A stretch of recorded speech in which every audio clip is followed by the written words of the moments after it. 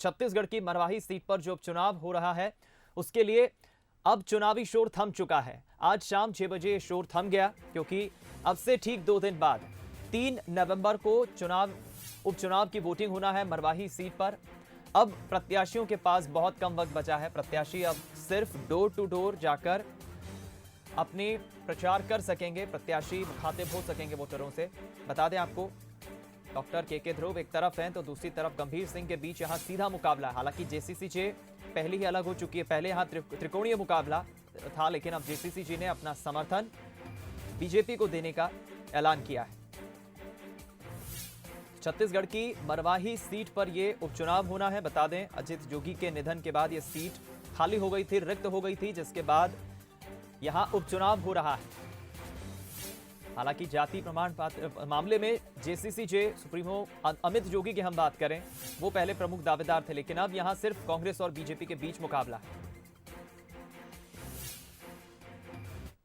और चलिए इस वक्त सीधा रुख करेंगे मरवाही का ही। अमित जोगी जेसीसी की प्रेस कॉन्फ्रेंस कर रहे हैं, कुछ कह रहे हैं, पहले सुन लेते हैं। पिताजी को प्रताड़ित किया, उनको अंतागढ़ और झीरम और ना जाने कितने और मामलों में झूठा फंसाने का लगातार प्रयास करते रहे, षड्यंत्र करते रहे। मेरे पिताजी के छत्तीसगढ़ को लेकर क्या क्या सपने थे, इन सब बातों के बारे में विस्तार से मेरे पिताजी ने खुद अपनी आत्मकथा में लिखा है। मैं दोनों मेरे भाइयों से उसे पढ़ने की सलाह दूंगा। ये तो पिछले 3 साल से चुनाव जीतने के बाद से ही कांग्रेस के मंत्रियों के आगे पीछे घूम रहे हैं और सरकार से अपना जो भी इनको सरकार की सुविधा और सरकार का जो सुख होता है वो ले ही रहे हैं। टेक्निकली वो हमारे विधायक हैं और उनको बहुत ज़्यादा कांग्रेस का प्रेम है, तो पहले तो उनको कांग्रेस तत्काल प्रवेश कर लेना चाहिए। कल ही जाकर के विधानसभा में प्रवेश कर लें या माननीय मुख्यमंत्री के यहाँ कांग्रेस प्रवेश कर सकते हैं, हमें कोई दिक्कत नहीं है। लेकिन जहाँ तक के योगी जी का वास्ता देते हैं, यहाँ आए हैं मुख्यमंत्री जी के इशारे पर, सरकार के इशारे पर वो यहाँ आ करके कांग्रेस पार्टी को फ़ायदा पहुँचाने की कोशिश की जा रही है। तो आपको बता दूं कि इसी मरवाही के कोटमी में जनता कांग्रेस जोगी का हम लोगों ने फाउंडेशन रखा था और जोगी जी के संग उसका फाउंडर मेंबर मैं था, क्योंकि वहाँ प्रस्ताव मैंने रखा था। तब देवव्रत सिंह कांग्रेस पार्टी में अपनी राजनीति करते थे। फिर हमने ठाठापुर में पार्टी का गठन किया, तब भी वहाँ जोगी जी के संग हम थे। देवव्रत सिंह तब कांग्रेस पार्टी से टिकट के लिए संघर्ष कर रहे थे। कांग्रेस पार्टी ने इनको इतना योग्य समझा कि इनको टिकट तक नहीं दिया, तो जोगी जी ने इनको टिकट देके विधायक बनाया। जोगी जी का जहाँ तक प्रश्न है, जोगी जी को जीते जी कांग्रेस पार्टी के लोगों ने, नेताओं ने न केवल गालियाँ दी बल्कि रैलियाँ निकाली, अंतागढ़ और क्या क्या मामलों को लेकर के उनके खिलाफ पूरे टेप बजाए गए, गाली बकिया गया, पुतला जलाया गया, लात से जोगी जी का पुतला मारे। जीते जी तो उन्होंने अपमान किया ही, और उसी अपमान के कारण इस पार्टी का हम लोगों ने गठन किया, क्योंकि कांग्रेस पार्टी में हमारी कोई सुनवाई हो नहीं रही थी, जोगी जी की कोई सुनवाई हो नहीं रही थी। और जोगी जी के स्वर्गवास के बाद जोगी जी के खिलाफ अब शब्दों का प्रयोग इस चुनाव में आप लोगों ने खुद देखा है, अपने मीडिया में आपने प्रसारित किया है। कांग्रेस पार्टी के महान नेताओं ने, बड़े नेताओं ने जोगी जी के अंत्य जेसीसी विधायक दल के नेता धर्मजीत सिंह को आप सुन रहे थे। और इस वक्त प्रेस कॉन्फ्रेंस जो है अमित जोगी, धर्मजीत सिंह और ऋणी जोगी कर रहे हैं। जाहिर है कि जेसीसी ने मरवाही उपचुनाव में अपना समर्थन एक तरफ बीजेपी को पहले ही दे दिया है, दूसरी तरफ सिर्फ सीधा मुकाबले में बीजेपी के खिलाफ कांग्रेस नजर आ रही है। रुक करते हैं अगली खबर का। पेंड्रा से ही खबर, जहां देवव्रत सिंह और प्रमोद शर्मा ने कांग्रेस को अपना समर्थन दे दिया है। यानी अब कुल मिलाकर दो फाड़ नजर आ रही है जेसीसी में। एक तरफ जेसीसी के विधायक दल के नेता धर्मजीत सिंह और विधायक दल के सचिव राजेंद्र राय ने बीजेपी को अपना समर्थन दिया, लेकिन दूसरी तरफ देवव्रत सिंह ने अमित जोगी पर भी निशाना साधा और दूसरी तरफ कांग्रेस को अपना समर्थन दे दिया। देवव्रत ने कहा कि बीजेपी को समर्थन देने के लिए हमसे विचार तक नहीं किया गया।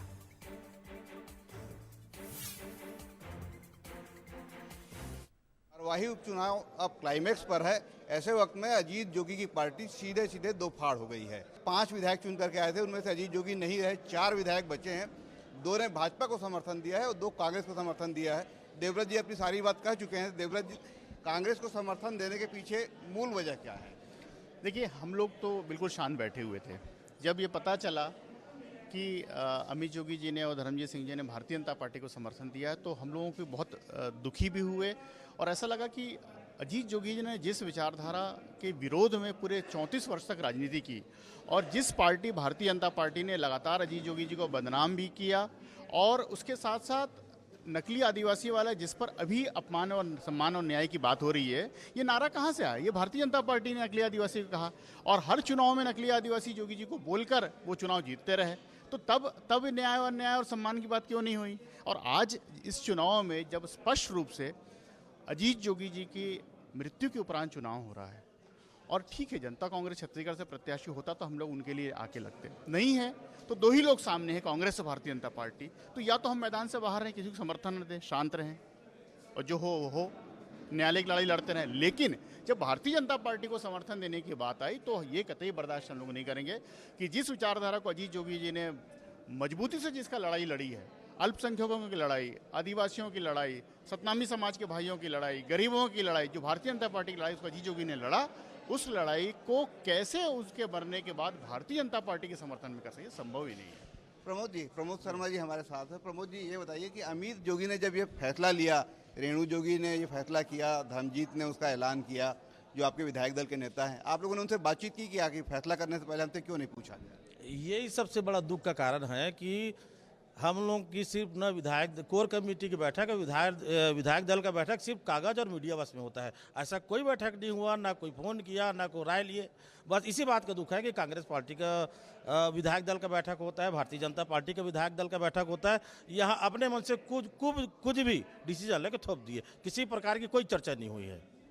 जब सारे फैसले वो अपने खुद से ले रहे हैं, ऐसे में मतलब एकदम साफ है कि वैचारिक रूप से पार्टी दो फाड़ हो गई है।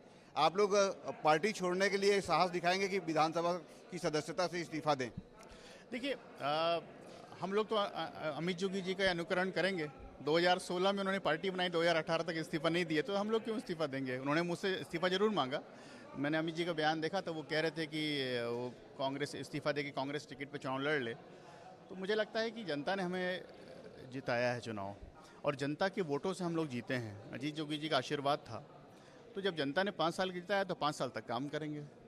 क्या विधानसभा अध्यक्ष आप ये डिमांड करेंगे कि पार्टी का डिवीजन करके आप लोगों को अलग बैठने की व्यवस्था विधानसभा के अंदर दें? नहीं, अब करेंगे। अगर इसी टाइप की स्थिति रही और हम लोग से बिना पूछे इस टाइप से अगर फैसला करेंगे तो हम विधानसभा में निश्चित रूप से आने वाले सत्र में हम विधानसभा अध्यक्ष के पास अपने मांग रखेंगे कि हमारी अलग से व्यवस्था किया जाए बोल के। तो एकदम स्पष्ट है कि जेसीसी जे अब दो फाड़ हो गया है। 2 विधायक भाजपा का समर्थन कर रहे हैं, 2 विधायक कांग्रेस का समर्थन कर रहे हैं, और आने वाले विधानसभा के सत्र में ये पार्टी का जो विभाजन है वो सदन के अंदर भी दिखाई देगा, और ये जो दोनों सदस्य हैं विधानसभा में अलग से बैठक व्यवस्था की भी मांग करेंगे। कैमरामैन योगेश राव के साथ धनवेंद्र जायसवाल, बंसल न्यूज, मरवाही। तो सुना आपने देवव्रत सिंह और दूसरी तरफ प्रमोद शर्मा, जिन्होंने कांग्रेस को अपना समर्थन दे दिया, और इसी के साथ जेसीसी अब दो फाड़ नजर आ रही है, 2 अलग अलग भागों में नजर आ रही है। हालांकि इधर हमारे स्टेट एडिटर धर्मेंद्र जायसवाल ने कांग्रेस के नेता, रणनीतिकार, शिल्पकार जयसिंह अग्रवाल से भी इस पूरे मसले पर बातचीत की। क्या कहना है उनका, सुनिए बातचीत। मरवाही बाई इलेक्शन क्लाइमेक्स पर है।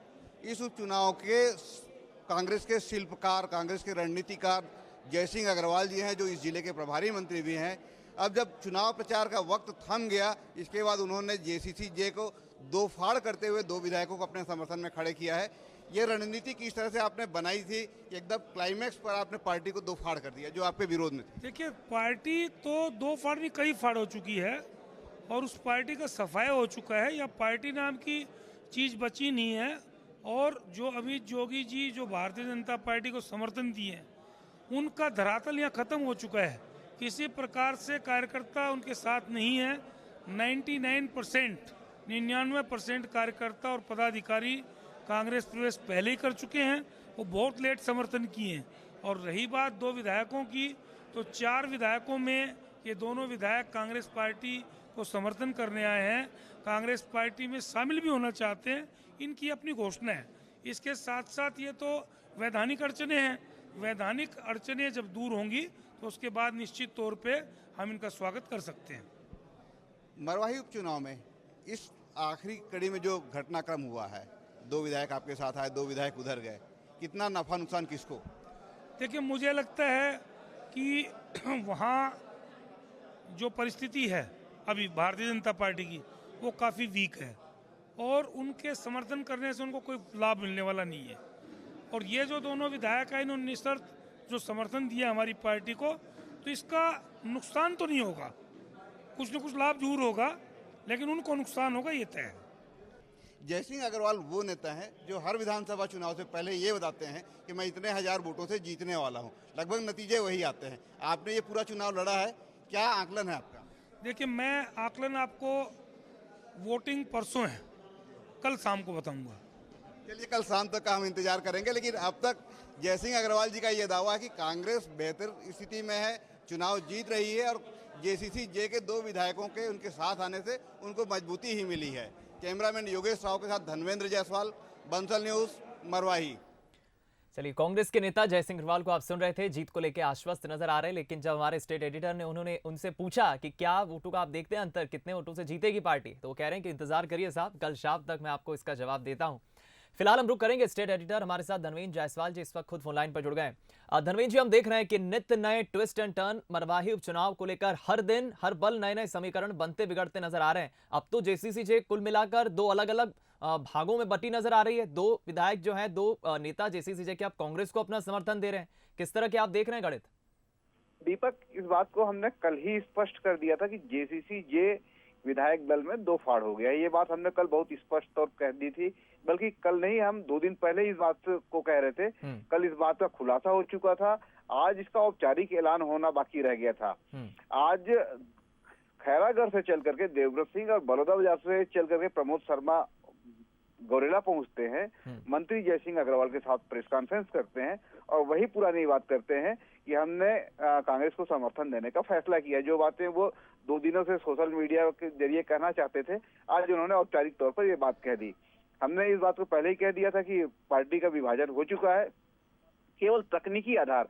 दोनों विधायक अपनी सदस्यता गंवाने से डर रहे हैं, दोनों में इतना साहस नहीं है कि यदि वो कांग्रेस के साथ जाना चाहते हैं तो पार्टी की सदस्यता से और विधानसभा की सदस्यता से इस्तीफा देकर के फिर चुनाव मैदान में जाने का साहस दिखाएं। तो ये साहस उन्होंने नहीं दिखाया है। उनका कहना है कि हम टेक्निकल ग्राउंड का फायदा लेंगे, यदि हम 3 सदस्य नहीं हो पा रहे हैं तो दल बदल नहीं करेंगे, लेकिन विधानसभा में हम जरूर पार्टी के डिवीजन की मांग करेंगे। मरवाही पे इसका कितना असर होगा, ये विषय अब बहुत महत्वपूर्ण नहीं रह गया है।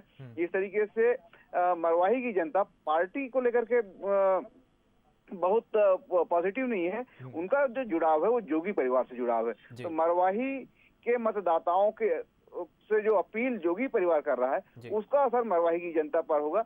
देवव्रत और प्रमोद शर्मा के यहाँ आने का कोई बड़ा फायदा होगा, ऐसा मुझे कहीं दिखाई नहीं देता। मैंने आज दिन भर विधानसभा क्षेत्र के करीब 20 गांव में घूमा, 20 गांव में मैंने दौरा किया। उन्होंने कहा कि हम इन दोनों को जानते भी नहीं है। हम तो जेसीसी जे के नाम पर यदि किसी को जानते हैं तो अजीत जोगी को जानते हैं, डॉक्टर रेणु जोगी को जानते हैं, अमित जोगी को जानते हैं। और उन्होंने जो अपील की है, तो जो उनके समर्थक मतदाता हैं उसका असर कहीं ना कहीं थोड़ा बहुत जरूर दिखाई दे रहा है। लेकिन परिणाम क्या आएंगे, मतदान 3 तारीख को है, 3 तारीख तक किस तरह के और घटनाक्रम में बदलाव आता है, ये सब अपनी जगह है और ये आने वाले दिनों में स्पष्ट होगा। इसके बारे में अभी कुछ कहना बेहतर नहीं होगा, मुनासिब नहीं होगा, लेकिन ये जरूर है कि पार्टी में विभाजन हो गया। पार्टी के जो मुखिया हैं, जो जिस परिवार की पार्टी है, वो पूरी पार्टी और वो पूरा परिवार भाजपा के साथ है। यानी कुल मिलाकर धनवेंद्र जी हम कह सकते हैं कि जोगी की पार्टी ने मरवाही उपचुनाव से बाहर होने के बाद जिस तरह से रास्ता इख्तियार किया, एक तरफ बीजेपी को समर्थन दिया है, दूसरी तरफ 2 प्रमोद शर्मा, देवव्रत सिंह जैसे नेता जो जोगी परिवार से तो अपना आस्था रखते हैं, प्रेम रखते हैं, लेकिन पार्टी से कुछ खास नजर नहीं आता है। कितना असर होगा ये 10 तारीख के परिणाम में देखना होगा। बहुत बहुत धन्यवाद आपका इस बातचीत के लिए। छत्तीसगढ़ ने आज अपनी स्थापना के 20 साल पूरे कर लिए। इस मौके पर राज्योत्सव कार्यक्रम सीएम आवास पर आयोजित किया गया। 2 चरणों में आयोजित हुए इस कार्यक्रम में पहले चरण में कांग्रेस के पूर्व अध्यक्ष राहुल गांधी मुख्य अतिथि के रूप में वीडियो कॉन्फ्रेंसिंग के माध्यम से जुड़े। उन्होंने प्रदेशवासियों को राज्योत्सव की शुभकामनाएं दी। वहीं इस मौके पर कई योजनाओं की शुरुआत तो हुई ही, साथ ही योजनाओं का लोकार्पण भी हुआ। सीएम भूपेश बघेल ने बीजापुर में बिजली उपकेंद्र और बारसूर में बीजापुर लाइन की शुरुआत की। वहीं राजीव गांधी किसान न्याय योजना के तहत करीब 19 लाख किसानों के खाते में 1500 करोड़ की राशि भी ट्रांसफर की। स्लम एरिया में रहने वाले मजदूर परिवारों के लिए स्वास्थ्य योजना भी शुरू की गई।